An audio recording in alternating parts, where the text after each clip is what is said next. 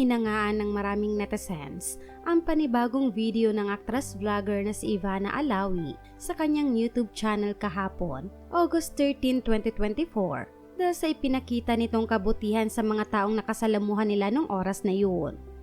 Sa kanyang latest vlog kasi ay hindi tungkol sa pagtulong ang kanilang content, ngunit tila raw hindi ni Ivana mapigilang hindi magbigay ng tulong sa mga taong nanonood sa kanila at nakakasalamuhan nila nung oras na yun, kaya naman tumutulong ito kahit sa simpleng paraan. Ginawa ni na Ivana kasama ang dalawang kapatid na sina Hashim at Mona ang Eating Convenience Store Foods Only for 24 Hours Challenge, at makikitang excited si Ivana sa gagawin nila dahil bumabalik daw sa kanya mga panahon na doon din umano siya kumakain nung high school at college, kaya naman masaya para sa kanyang kanilang challenge. Gayunpaman, hindi ang mismong pagkain nila sa convenience store ang napansin ng mga manonood, kundi kung paanong hindi makatiis si Ivana sa pagbigay ng tulong kahit sa simpleng paraan.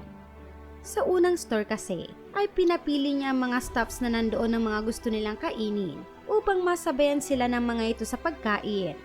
Ngunit nang mahiya ang mga itong pumili, ay si Ivana na mismo ang nagpabalot ng mga pagkain para sa mga ito upang may maiuwi rin naman ang mga ito sa kanilang pamilya.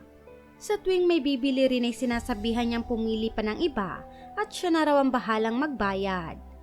Labis nga itong ikinatuwa ng mga tao, lalo na sa sumunod na convenience store na pinuntahan nila dahil makikitang hindi raw pumipili ng taong tutulungan si Ivana.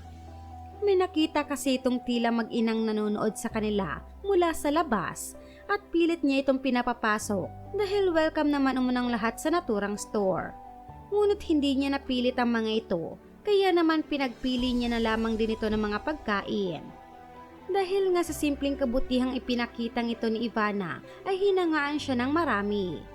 Hinangaan nila kung paano makisama ang aktres ng walang kaarte-arte at hindi nga raw ito pumipili ng tao.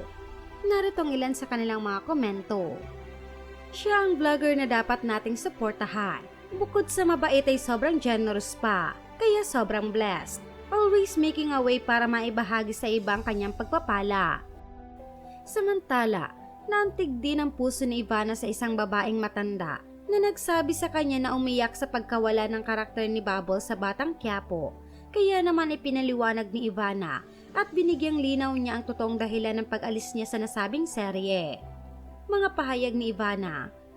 So yun guys, marami pa rin nagtatanong dito kung bakit nawala ako sa Batang Quiapo, and dahil ba ma-attitude ako dahil merong kumakalat na fake news. Pero hindi guys, actually, ako mismo ang nagpaalam ng maayos. Walang attitude, hindi totoo yung lumalabas na mga fake news na kumalat. Yung totoo po, ako mismo ang tumawag kay Tita Cory at kay Coco na hindi ko na kaya kasi nagpatong-patong yung work ko. Dapat 3 months yung taping namin, mag-1 year na kami. And thankful naman po ako dun, pero hindi talaga kaya ng trabaho. Nagulat kami kasi extend kami ng extend kasi nga sobrang ganda ng ratings at sobrang ganda ng story. So thankful ako kasi ang dami kong natutunan sa Batang Quiapo.